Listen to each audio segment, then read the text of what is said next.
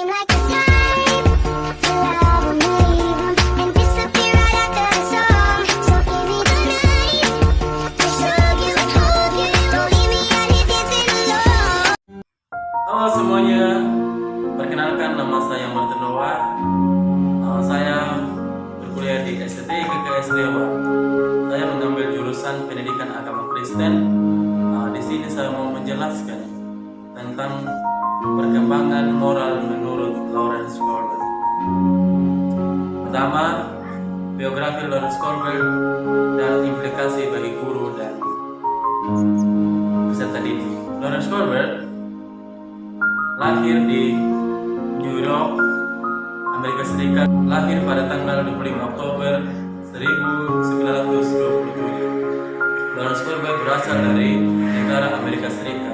Ia memiliki bidang keahlian di psikologi perkembangan, khususnya perkembangan moral.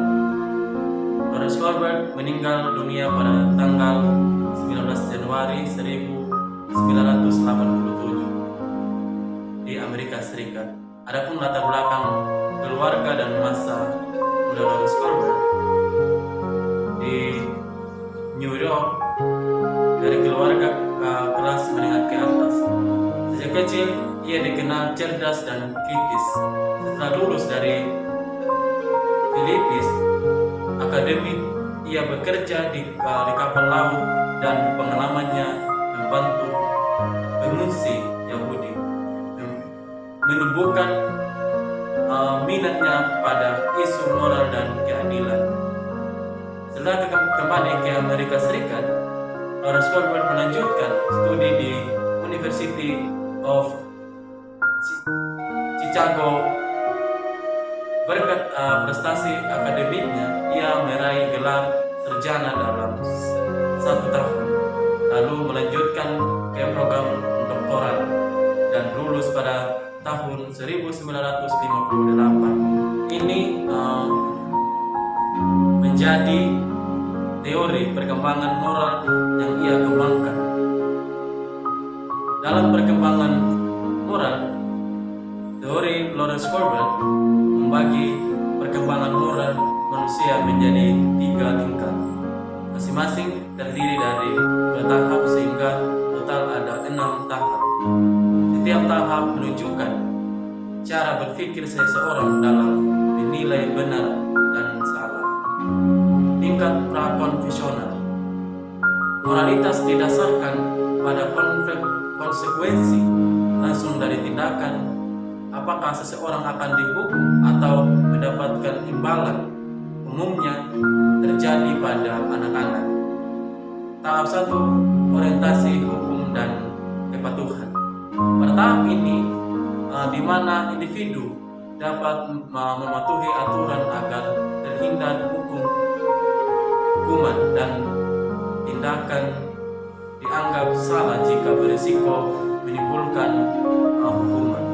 Tahap 2, orientasi kepentingan pribadi. Tahap 2 ini di mana setiap tindakan dinilai benar jika menguntungkan diri sendiri atau ada timbal balik.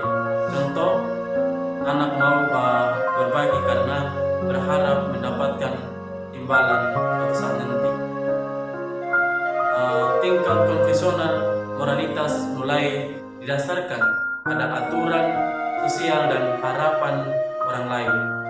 Individu ingin diterima dan mematuhi hukum agar dianggap baik, umumnya berkembang pada remaja dan sebagian pada orang dewasa.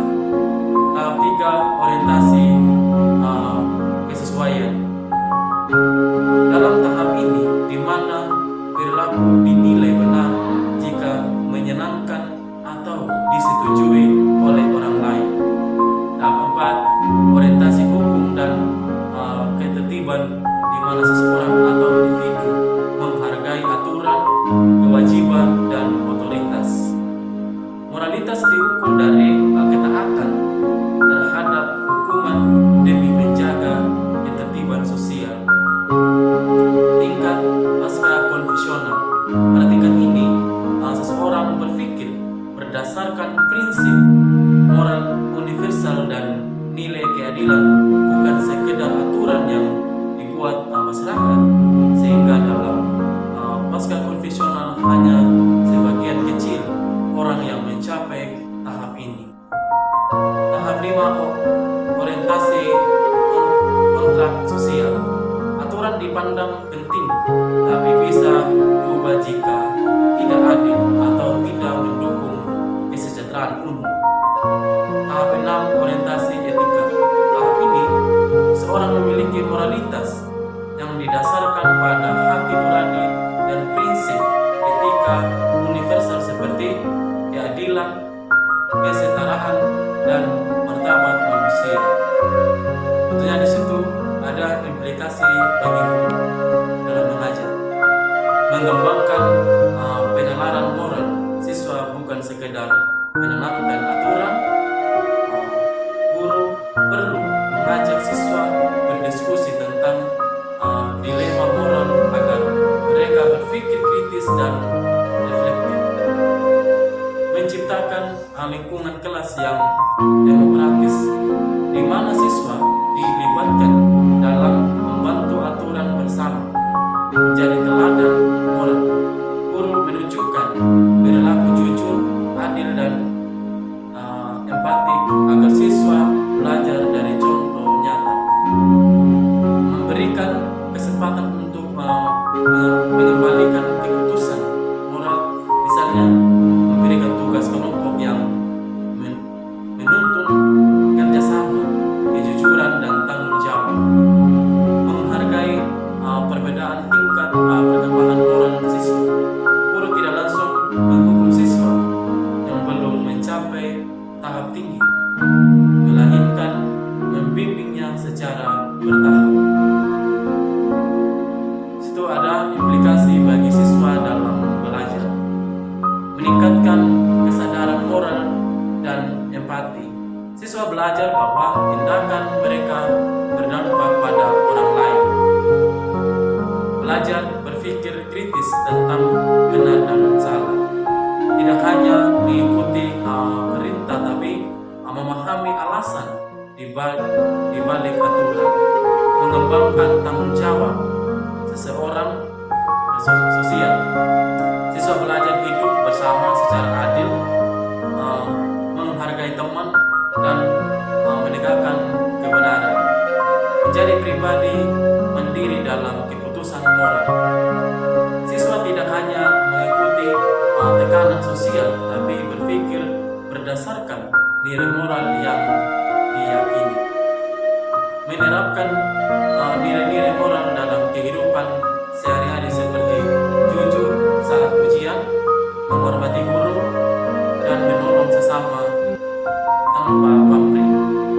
Jadi di sini saya dapat menyimpulkan bahwa teori Lawrence Corbett membantu memahami bahwa perkembangan moral bukan sekedar kepatuhan terhadap aturan, tetapi proses berpikir yang berkembang menuju kesadaran moral lebih tinggi.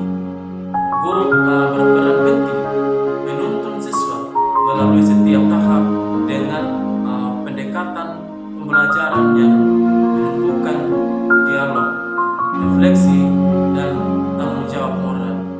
Siswa pun belajar menjadi manusia yang berpikir etis, bertindak adil, dan berkarakter mulia. Demikian video kali ini.